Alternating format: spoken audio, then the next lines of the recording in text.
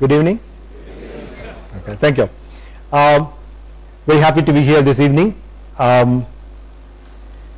Next 7 minutes, 8 minutes, I will take to make a presentation about why are we here, what is JEDI, why JEDI today. The joint presentation by me, Swami Manohar, and V. Vinay, my colleague and co-founder, Limberlink Technologies. We are here because the girl, like the girl in this picture, the millions around this country. I'm sure all of you have seen a sibling or a daughter or a niece or a friend who has gone through this phase. Shut out the world, bury yourself in this notebook, study, starting at least 9th standard.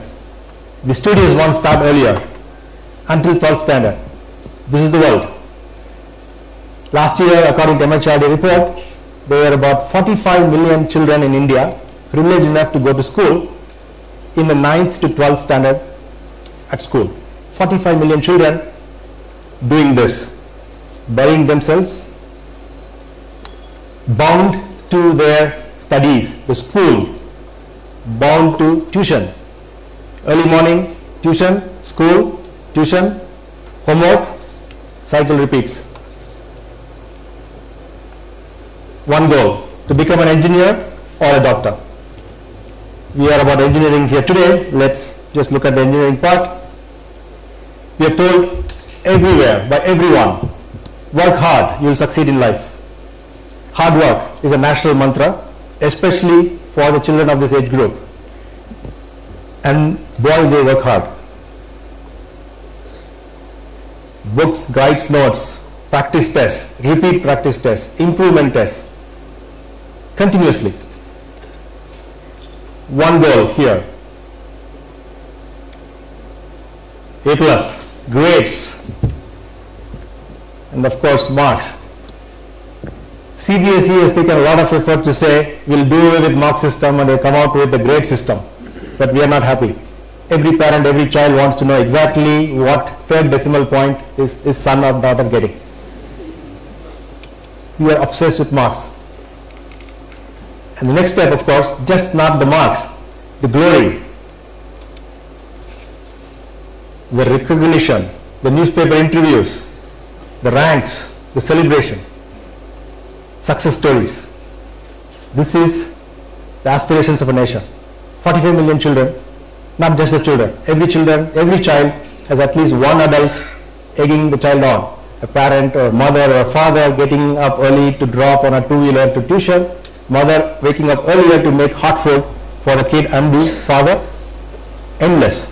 All these energies are towards ranks, marks, and success as defined by rankings on these metrics. With this effort, 45 million in the 9th to 12th standard in this country, but 7-8 million cross 12th standard. Of these 7-8 million, the next aspiration in the engineering stream is to get into one of these 3,500 colleges in this country, and not all of them are equal. There is a ranking there. You need to get to the best ones, the best branch if possible, and about 1 million students come out with a BE degree certificate every year. And what do these 1 million people do? 4 years, 8 semesters, about 40 subjects, the same mantra. Books, guides, tests, marks. Now there are aptitude tests, group discussions, so that you can get into jobs. But the same thing goes on. For 4 years, 1 million people.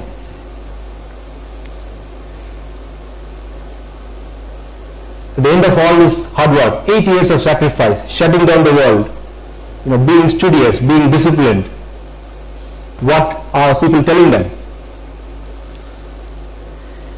Every Tom, Dick and Harry says unemployable. 75% unemployable if you are kind. People talk about 90% of engineers being completely unemployable. The biggest insult you can add to the injury of 8 years of hard work. Now, why are we here? Why is this situation? And that is what set us thinking.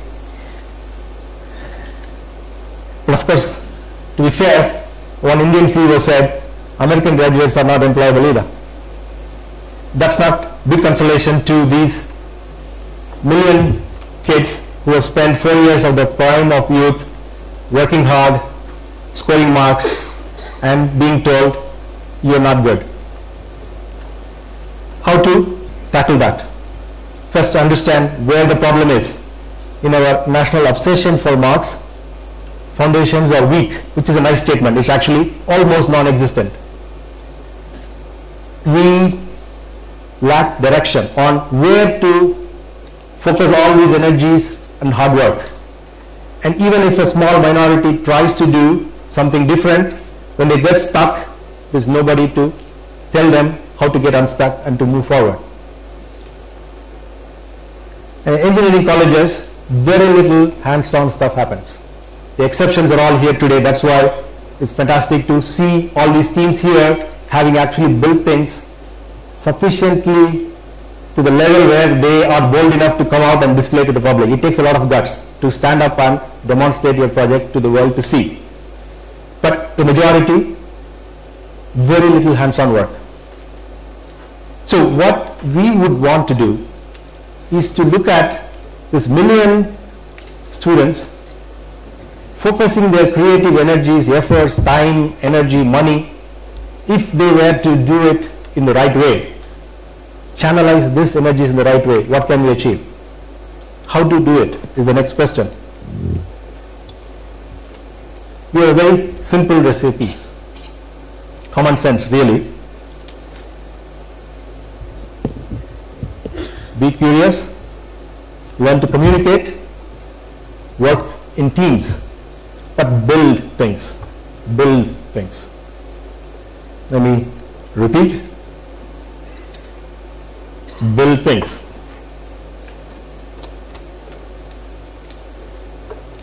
Find joy in engineering.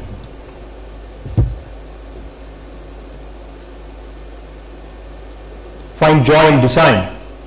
It's not as if you have to build massive structures, skyscrapers, bridges, dams to find joy in engineering and design. Everyday objects. You can find joy in building everyday objects like this. Someone asked me, how do you define good engineering? What is excellence in engineering? Take a simple example of a scissor. A scissor you buy in the shop, if it cuts, you are happy. A really well-engineered scissor, you give it to me, I'm obsessively looking for things to cut. What can I cut? The sheer joy of cutting drives me on a mission to cut things. That's real engineering. If there is so much joy in using an artifact which is well engineered, you can imagine how much joy there can be if you are the builders of such a device. Everyday artifacts that convey to the user this delight of a well-engineered artifact. That's really what we are talking about. The joy of engineering, the joy of design, the joy of innovation.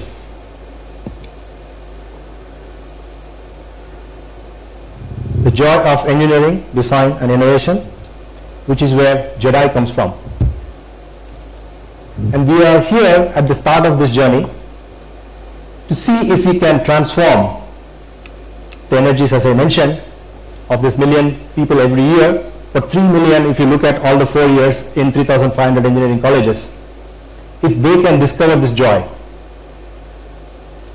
we will explode in engineering expertise that will solve our problems in India as well as the problems of the world. The JEDI Project Challenge itself is a small first step where we want to provide an opportunity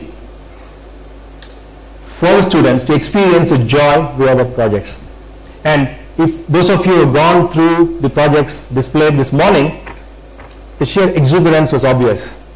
It was extremely heartening to see the kind of efforts, energies, creativity that the teams have put into their projects, and the pride with which they are able to demonstrate it. People from all over the country, people from Gujarat, from Goa, and the preparation the quality of the presentation was immensely joyful, and we believe this is just the beginning. This message, we hope, will go back to their colleges and to other colleges, where students will start thinking about building things, showcasing their work of art to the world, using subsequent years of the JEDI Project Challenge. This is an annual event, the first event, and I'm very happy to have all of you here at the start of this journey.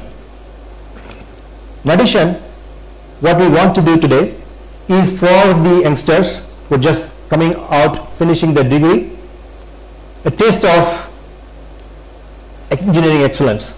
And we have 4 speakers who will share with you their joy, their experience of engineering in the rest of the evening. And so what I would like to do is to invite all of you, students, parents, college teachers, school management, industry people, all of us need to be working together to make this transformation happen. So I invite you to join us as we start on this journey. Thank you very much.